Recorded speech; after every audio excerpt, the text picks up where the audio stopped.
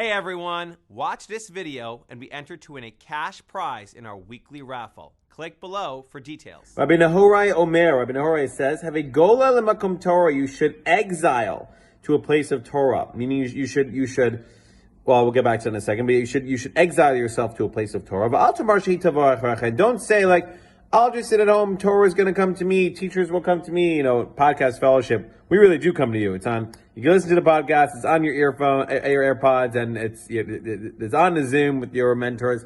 The Mishna is telling us here that TPF is not enough. You got to go to the next level. You got to exile yourself to a place of Torah.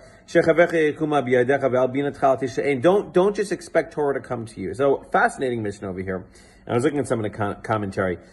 Everything else in the world, according to this one commentary, everything else in the world, if it's money, if it's other forms of success in life, whatever it might be, there's an aspect of nature and an aspect of luck to them as well. Meaning, like, sometimes you find something, sometimes you find money on the ground. You didn't work for that money. Sometimes you'll see people, right, who went to college and studied for years and don't make it so much in business, and some people who drop out of college and drop out of high school and make it big in business, right?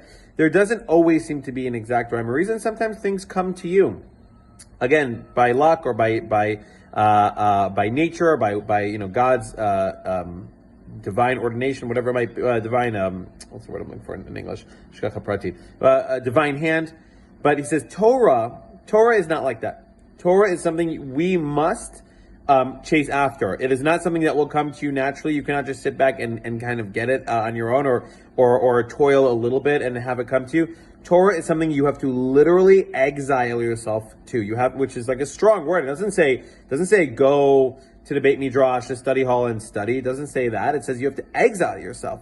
So what I liked about this was I like the idea of, it sounds to me a little bit, if I can stretch upon it, it's almost like an immersive experience. Like you're kicking yourself out to the middle of nowhere to be fully immersed in Torah. And we know that on Shabbatons, right, when people spend a Shabbat away and these group Shabbats that we're always posting about, or summer programs or trips, that is where the real Torah growth happens. That's where, because it's immersive, because you're fully in it, you're not thinking about anything else, that's where the real growth happens. And so I think this Mishnah really reflects that. The Purim connection, I have 10 seconds left, is that on Purim, the Jewish people accepted Torah in a way that they had never done before that. And so hopefully for all of us today, you guys listening to this, you strongly consider immersing yourself in a Torah experience. If it's a summer program, if it's a trip coming up, there's spring, there's so many trips that we're always posting here, and really start chasing after Torah, because it's not going to chase after you.